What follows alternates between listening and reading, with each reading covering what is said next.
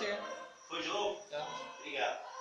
Aí na primeira, olha só, primeira divisão, você coloca ó, a graça geral. Ó, você dividiu o tema, a graça.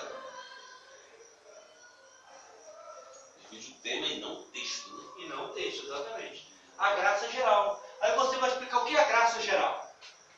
A graça geral, e aqui eu não vou botar subdivisões, até para ficar mais fácil também para a gente. Tá? Mas sempre tem. Você pode até colocar subdivisão. Primeiro, o que é a graça geral? Ela é para todos.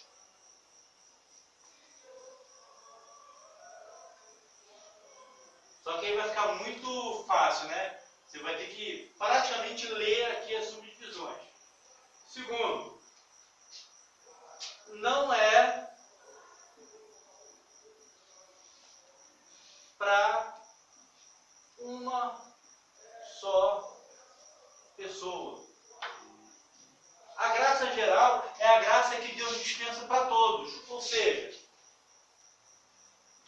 o sol, a Bíblia diz que Deus faz o sol brilhar sobre justos e injustos, né? O sol, a chuva, o trabalho. A Bíblia diz que Deus ajuda a quem trabalha, né? Então não é só o salvo que trabalha, o ímpio também trabalha. Então Deus ajuda quem trabalha. Isso aqui faz parte da graça geral. Ó, eu estou dividindo o tema. Aí depois, ó, número 2.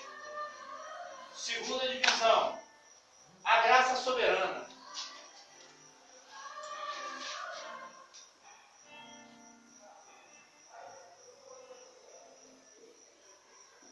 A graça soberana. É a graça salvífica. É a graça de Deus que Ele usa para falar ao pecador e salvar o pecador. Tornar o pecador um salvo. Essa é a graça soberana. Né?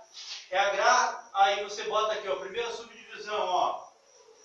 É a graça salvadora.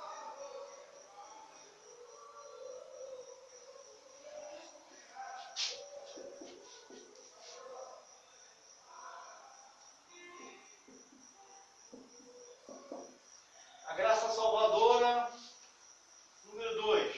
Aí estou subdividindo. Por exemplo, o caso de Zaqueu. Né?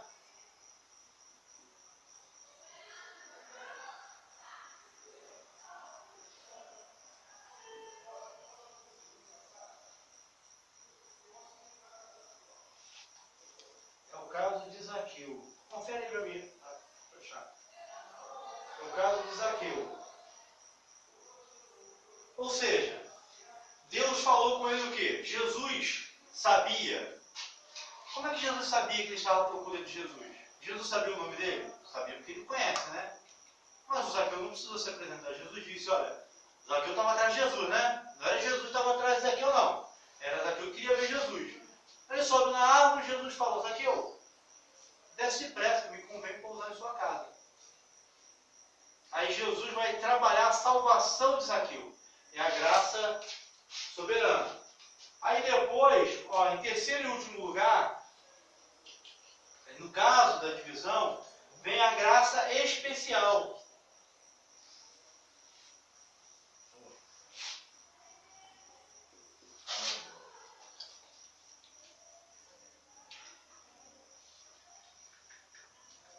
A graça especial é só para crente. É só para crente. A graça especial, aí você pode botar, ó, a primeira subdivisão, não vai dar muito, não vai dar espaço. Você vai botar aqui, é para os salvos.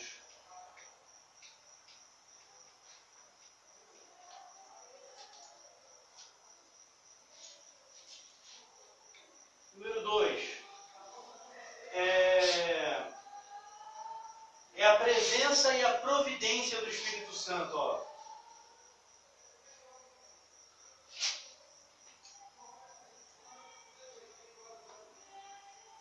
Presença, vou botar consolação.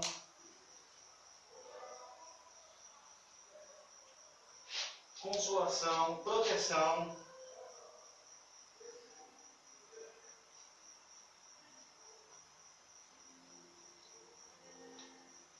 Dada pelo Espírito Santo. Aí não vai dar tempo, mas tá pelo. Dada.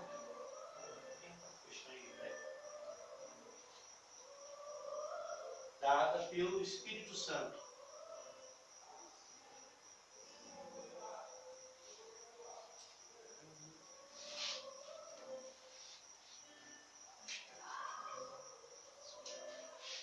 Aí agora, peraí que eu vou usar um pouquinho esse espaço aqui só para botar a conclusão, né? Mas aqui ficou meio, mas aí os irmãos, tranquilo? Ou seja, olha só, vocês pegaram uma palavra, o tema, dividiram o tema, entendeu? Aí na conclusão, vocês resumem as principais mensagens e colocam aqui. Isso acontece muito com o livro das revistinhas da escola dominical, né? Esse tipo aí de... Mas eu só uma pergunta. O senhor leu aí o tema da graça, né? Deu um rascunho para a gente sobre a graça aí, explicando mais ou menos o que ela significa. No caso do tema que o senhor leu sobre o título, quando diz que a graça de Deus é manifestado, O errinho de português, né? não, teve erro de português, mas o masculino e o feminino junto assim. Mas é isso que eu estou falando, erro de português. Que essa graça é Jesus Cristo. E na minha versão da Bíblia já está um pouco diferente.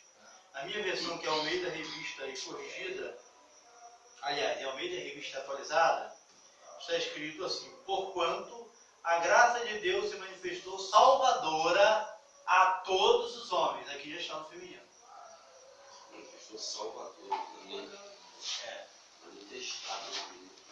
Aí, mas no original, lá no grego, é manifestado do meio. Que aí, essa graça aí é Jesus Cristo. É onde representa os católicos, né? Não fala mais de Maria, já fala de Jesus. Mas aí vocês entenderam? Aí, por exemplo, se eu for falar sobre o dízimo. Primeira, aí eu vou falar, ó, o meu tema é dízimo. Cadê o tema? Dízimo. Aí eu vou botar assim, por exemplo, o que é o dízimo? Primeira divisão. O que é o dízimo? Segunda divisão. Porquê do dízimo? Segunda divisão. O dízimo é para os dias de hoje. Aí eu vou dividir o tema, que é o dízimo. Se eu for falar sobre a salvação, eu vou dividir o tema. A salvação. O que é a salvação? Em que consiste a salvação? É o ato de Deus nos salvar da morte eterna e do inferno, no sentido espiritual. Aí eu vou desenvolver, dividindo o tema. A salvação é um ato de Deus. Primeira divisão. Segunda divisão. A salvação depende da resposta humana ao chamado de Deus. Estou dividindo o tema. Terceira divisão. O homem só pode responder ao chamado à salvação no momento em que o Espírito Santo está falando ao seu coração. Eu dividi o tema. O sermão textual é o contrário, que a gente vai deixar o sermão textual para a semana que vem. No sermão textual, eu divido o texto e não o tema. Eu pego o texto e vou dividindo. Cada divisão, eu vou botar um fragmento desse texto. Entendeu? Então eu vou dividir o texto. Ok? Né? Aí se preparem bem, porque, ó, quando você, a nossa prova dessa disciplina de homilética vai ser um pouco diferente da prova que vocês fizeram hoje. Como vai ser a nossa prova? Vocês vão escrever um esboço e vão pregar. 1 hora? Oi? Cada um. Não, meu Deus. 15 minutos. No máximo 15 minutos. Professor, mas eu tenho dificuldade em falar em público. Não tem problema, a gente vai te avaliar pelo sermão, mas pelo esboço. Mas aí procura elaborar um bom esboço para você tirar pelo menos um 6 aí e passar. Mas a prova não é semana que vem, não. Não. Essa disciplina, ela é muito extensa para ser dada em uma aula só. Então nós precisamos de no mínimo umas 4 ou 5 aulas para ministrar ela. Eu vou conversar com o pastor Arão para, nas próximas 2 aulas, hoje é a primeira, né? A gente, ou melhor, nas próximas 2 aulas, aí na aula da semana que vem a gente vai falar sobre textual. Na outra aula, que será a terceira, né? A gente vai falar sobre o sermão expositivo. A gente vai precisar de muito tempo para elaborar um sermão expositivo. E na última aula a gente vai falar sobre a postura e como o pregador deve fazer em púlpito. E aí a avaliação vai ser o quê? Vocês vão fazer um esboço, isso aí já é para a 5ª aula, que é o dia da prova. Vocês vão fazer um esboço, só que eu quero que vocês identifiquem, tá, o sermão de vocês. Se é um sermão textual, temático ou expositivo. Aí vocês botam, sermão aqui temático. Pode dar lugar aqui mesmo? Pode alugar. Entendeu? Por quê? Porque é interessante que quando vocês estiverem pregando, vocês saibam se o sermão que vocês estão pregando é textual, temático ou expositivo. É interessante vocês, isso é legal, vocês ouvirem o pastor, o pregador do YouTube, ou vocês mesmos, né? O pastor presidente de vocês, quando ele estiver pregando, o sermão aí é temático. Opa, o sermão desse domingo foi textual, você viu? Né? Então é interessante para vocês dominarem. Né? Saber identificar. Exatamente, saber identificar. Até agora todos eram iguais, sabe? Oi? Todos eram iguais. Agora vai passar a ser diferente. Né? Então eu vou até pedir para vocês, alguém mais quer água? Não. Eu vou pedir a vocês para vocês assistirem,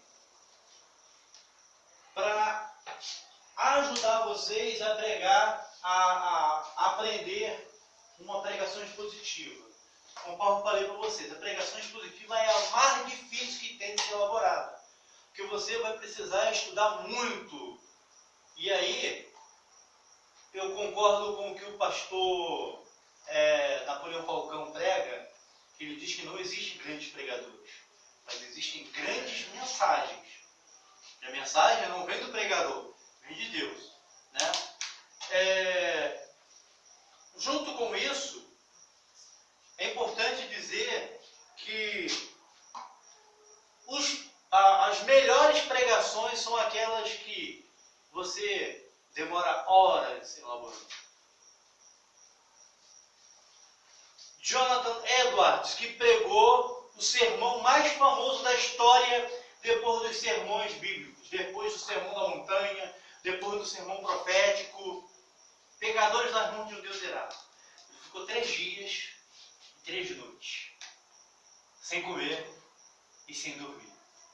3 dias e 3 noites para elaborar o sermão dele. Mas quando ele só assumiu o púlpito, ele era pastor da igreja congregacional da Nova Inglaterra, lá no atual Estados Unidos da América, no século XVIII. Quando ele pegou o sermão dele foi tudo, não foi em esboço, ele escreveu o sermão todo. Quando ele começou a pregar, que as pessoas na época entravam na igreja, não era para adorar. A irmã era para reparar o vestido bonito da outra irmã, né? O jovem era para arrumar namorada. Né? O irmão era para ver quem era melhor do que o outro. Quando ele pegou o sermão que ele disse, ó, eis aí, o chão está pronto a se abrir e o inferno está de bocas abertas para engolir todos vocês, as pessoas, ó, literalmente se agarravam aos bancos e às colunas da igreja, acreditando que literalmente Isso foi só a introdução.